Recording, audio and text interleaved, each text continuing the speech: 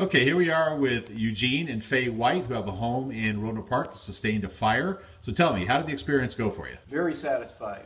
Took care of you? Yeah. So we tell our clients you can love us more at the end of the job than you did at the beginning. Did we achieve that? And Yes. I like that. Yes. Yes. And we liked your workers. What a nice bunch of kids. Right. Very good. And how about the idea of dealing with the insurance company? Because we always know that people have fires. They're worried about that, right? Thanks for your help.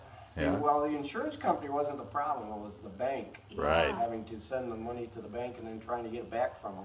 Right. But So thanks for your help on that. very good. I told you at the very beginning that no one likes to sustain a fire. No. It's always difficult, but in the end, you'll end up with a better product. Did we achieve that? Oh, yes, Yes, sir. Yes, sir. Very Outstanding. nice. Nice Okay. job here.